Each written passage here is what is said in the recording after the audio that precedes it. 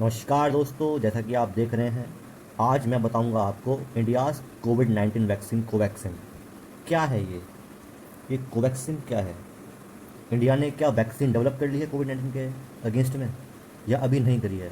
तो ये काफ़ी चर्चा में है। तो इस बारे में जानेंगे हम कि इंडिया को कितनी सफलता मिली है वैक्सीन डेवलप करने में, और ये कोवैक्सिन आखिर क्या है। चलिए स्टार्ट करते हैं।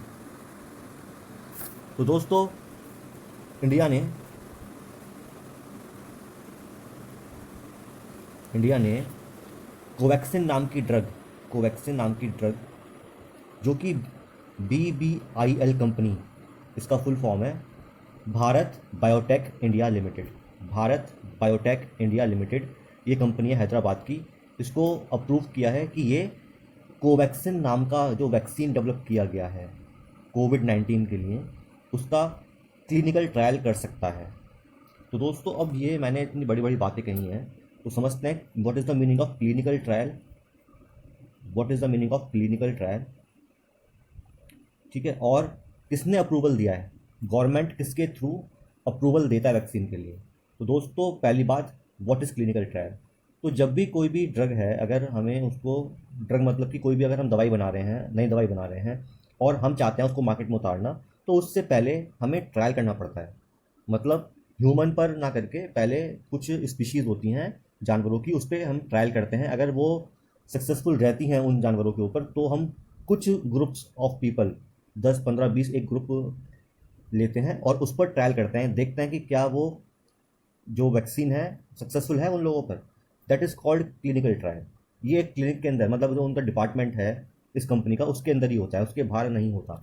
पब्लिकली ये ट्रायल नहीं होता। उन्हीं उस कंपनी में ही कुछ लोग ऐसे होते हैं या वो ग्रुप इकट्ठा करते हैं जिस पर वो ट्रायल किया जाता है।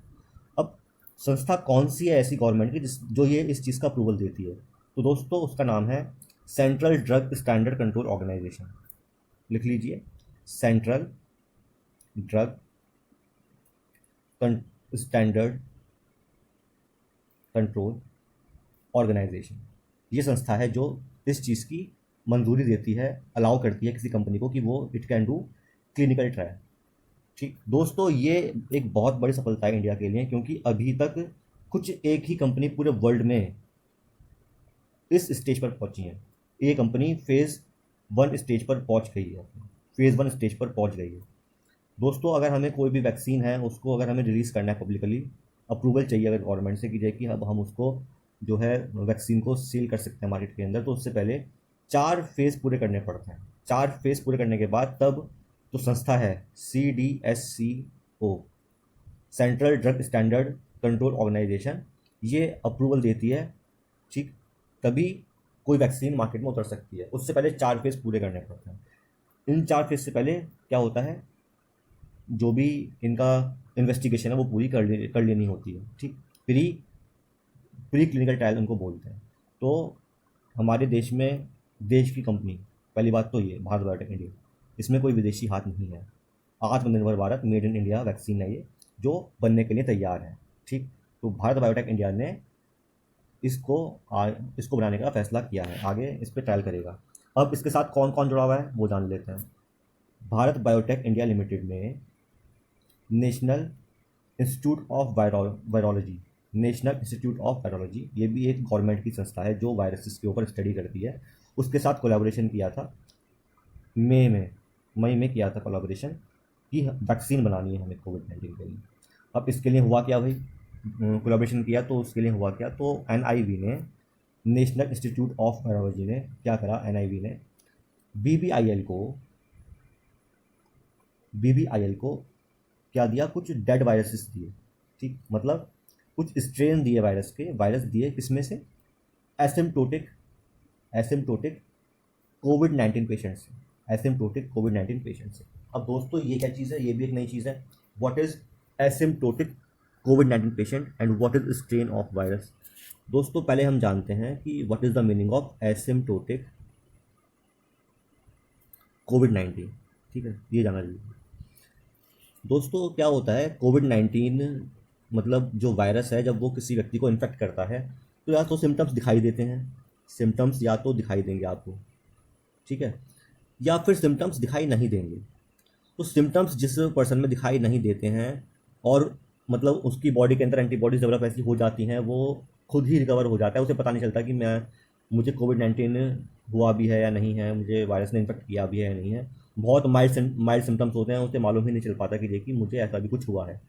तो that type of patient is called को एसिम्प्टोटिक पेशेंट्स।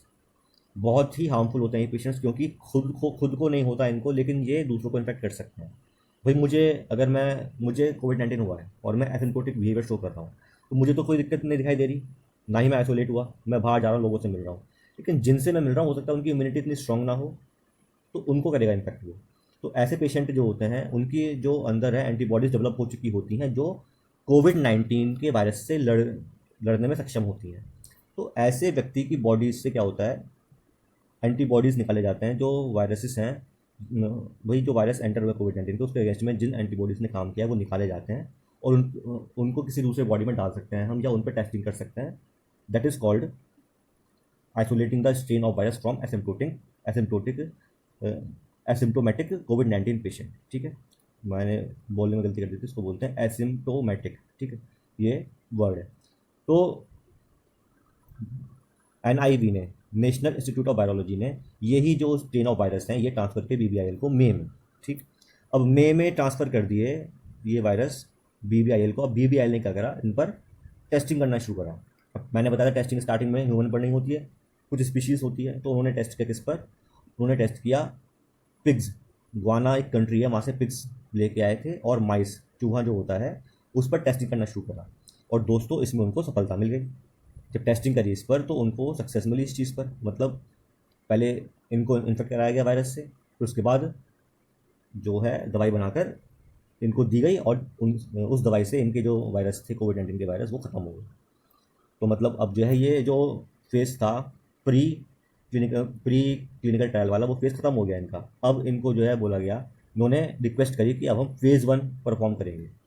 दोस्तों क्या होता है, मैंने बताया आपको कि 4 फेजेस चाहिए होते हैं, 4 फेजेस चाहिए होते हैं अगर हमें कोई भी ड्रग है उसको मार्केट में उतारना है। तो अब ये फर्स्ट फेज़ में एंटर कर चुके हैं दोस्तों, ये फर्स्ट फेज़ में एंटर कर चुके हैं। फर्स्ट फेज़ में अब ये 100 पीपल्स के अराउंड लोगों पे टेस्टिंग करेंगे कि क्या ये वैक्सीन वर्क कर रही है। अगर ये वर्क करती है तो ये फिर सेकंड फेज़ में एंटर करेंगे। सेकंड फेज़ में क्या होता है, थाउजेंड्स ऑफ पीपल पे ये टेस्ट करेंगे। इस टाइप से फोर्थ फेज़ जब आएगा, फोर्थ फेज़ पे एक बहुत बड़े मास, मतलब हॉस्पिटल्स में जाकर ये टेस्टिंग कर सकते हैं इस चीज़ की।